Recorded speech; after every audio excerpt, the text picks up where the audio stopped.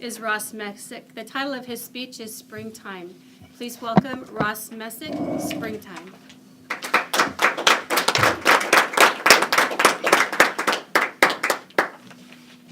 In 1918, Willa Cather published her novel My Antonia, which contains the following passage.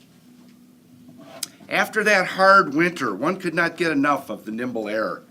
Every morning I wakened with a fresh consciousness that winter was over. There were none of the signs of spring for which I used to watch in Virginia. No budding woods or blooming gardens. There was only spring itself. The throb of it, the light restlessness, the vital essence of it everywhere, in the sky, in the swift clouds, in the pale sunshine, and in the warm high wind, rising suddenly, sinking suddenly, impulsive and playful. If I had been tossed down blindfolded on that prairie, I should have known it was spring. Madam Toastmaster, fellow Toastmasters and guests, it has been a long winter. Springtime is near. There's a time this week we may have thought springtime was here. Springtime holds so much symbolism for all of us. It's a time of new beginnings. It's a time of hope. It might symbolize the triumph of life over death. Spring comes to us, but it comes to us on its own terms and in its own time. Sadly, we cannot make spring happen. It comes to us on its own terms and in its own time. It symbolizes new beginnings. Ironically, we have chosen the dreariest month of the year to make our commitments, to improve our lives, to start a new path.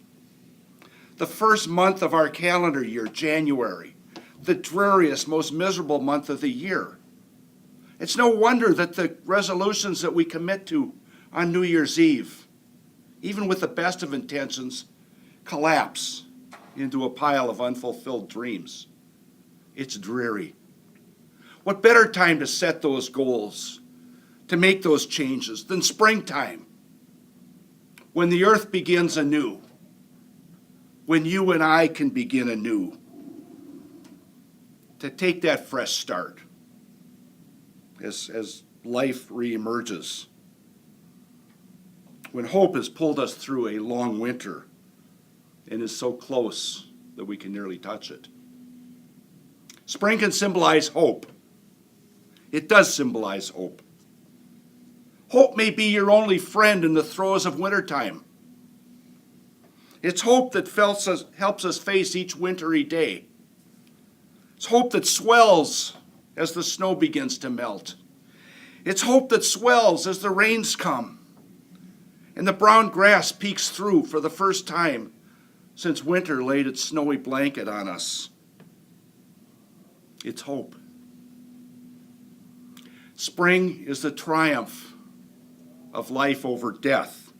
It may not be a coincidence that Christians decided to celebrate their festival of Easter in the springtime. Easter is the Christian celebration of life over death. Christ overcoming death to live again. And what is spring if it's not the embodiment of that victory? Our dead trees and grass are soon going to turn green in their rebirth. Our frozen lakes, our dead lakes and rivers will come to life again in the springtime and turn blue and beautiful. A landscape that has missed so many of its creatures will soon begin to ring with the songs of birds and insects that we haven't heard for months. Animals will emerge from their hibernation. Our neighbors will emerge from their homes and shed their winter clothing. It will all celebrate as life returns to earth. We want spring to be here now, today. We want the trees to show those first buds, that the leaves are on the way. We want to see those first blades of grass peeking through the brown that winter has left behind.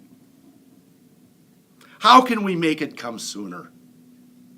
Why do we have to wait another day, another week, perhaps another month?